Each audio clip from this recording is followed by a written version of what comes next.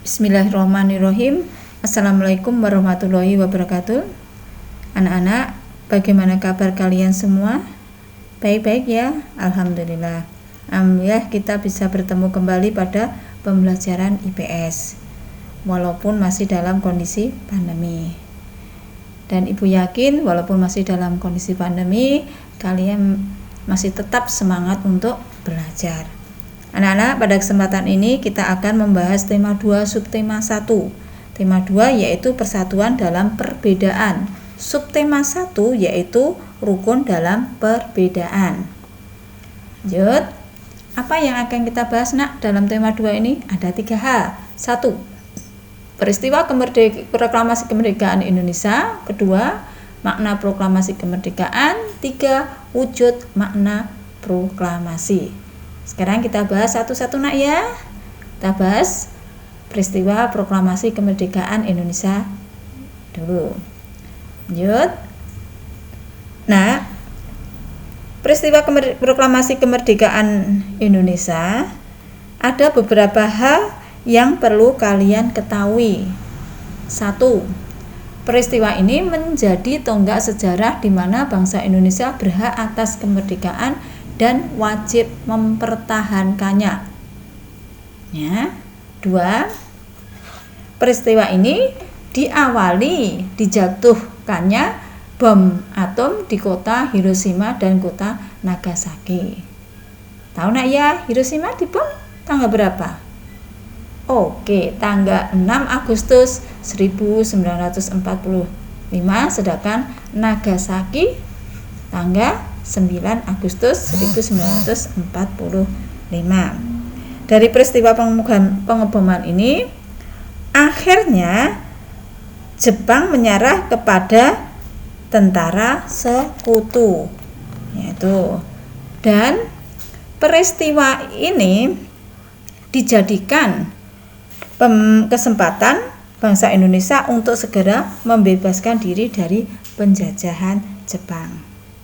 Dan perlu kalian ketahui nak, pada tanggal 9 Agustus itu Insinyur Soekarno, Muhammad Hatta, Dr. Rajiman pergi ke Dalat, yaitu untuk bertemu dengan Marsekal Terauchi. Siapa nak itu nak?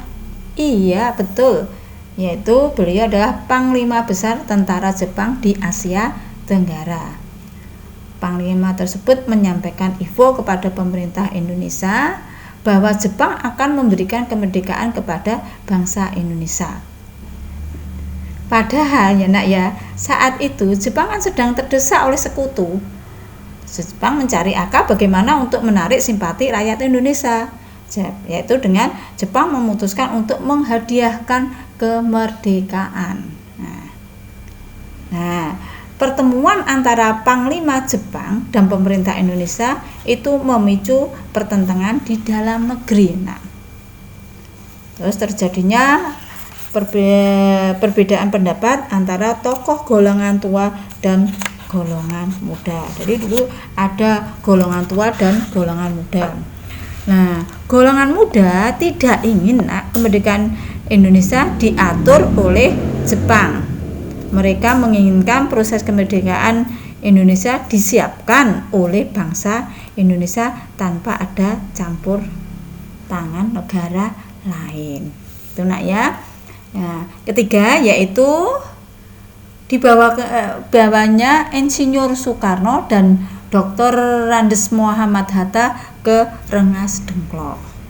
Kenapa nak? Tahu nak? Iya. Soekarno dan Hatta diamankan golongan muda agar tidak terpengaruh Jepang dan segera memproklamasikan kemerdekaannya. Tuh nak ya, tujuannya istilahnya dibawanya Pak Karno dan Pak Hatta ke Rengas Dengklok itu ya agar tidak terpengaruh oleh Jepang dan segera memproklamasikan kemerdekaan Indonesia. 4. Kemudian terjadilah peristiwa proklamasi, yaitu peristiwa proklamasi NKRI ini ya dimulai dari menyusun teks proklamasi, menandatangani, membaca teks proklamasi, mengibarkan bendera sangsaka merah putih, dan menyanyikan lagu Indonesia Raya. Nah, sekarang kita lanjut nak ya, yaitu makna proklamasi kemerdekaan. Apa nak makna proklamasi kemerdekaan? Ya, 1. Sebagai puncak perjuangan bangsa Indonesia.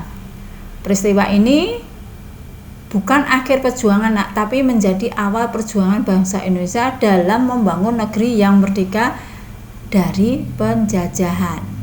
2. Maknanya ada pengakuan kepada dunia luar. Pengakuan itu ada 2 nak, yaitu pengakuan secara de facto dan secara de jure. Pengakuan de facto yaitu pengakuan kepada dunia luar bahwa Indonesia telah menjadi negara merdeka. Saya ulangi lagi, de facto, pengakuan de facto yaitu pengakuan kepada dunia luar. Ini loh, bahwa Indonesia telah menjadi negara yang merdeka. Sedangkan pengakuan de jure ya, yaitu pengakuan dari negara lain. Jadi pengakuan dari negara lain bahwa Indonesia telah merdeka, yaitu ada pengakuan dari negara lain. 3 yaitu menaikkan martabat bangsa Indonesia. Pembacaan proklamasi memberikan pesan kepada negara lain bahwa Indonesia adalah negara yang bebas dari penjajahan. Selain itu, Indonesia juga merupakan negara yang memiliki harkat martabat sebagai negara yang merdeka. 4. Perjuangan sebagai negara baru. Indonesia adalah negara yang dibangun oleh rakyat dan untuk rakyat. Negara Indonesia adalah negara mandiri yang tidak tergantung kepada negara lain. 5. Tonggak sejarah negara Indonesia. Pembacaan teks proklamasi merupakan awal dari masa kemerdekaan Indonesia yang terbebas dari belenggu penjajahan. Lanjut, sekarang wujud makna proklamasi. Oke. Wujud makna proklamasi. 1. Proklamasi kemerdekaan berarti berakhirnya masa penjajahan dan mulainya kehidupan baru bagi bangsa Indonesia. Proklamasi juga merupakan titik puncak perjuangan bangsa Indonesia dalam menentang penjajahan.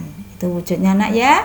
Sekarang kita lanjut, yaitu contoh wujud dari penerapan makna proklamasi kemerdekaan dalam kehidupan sehari-hari.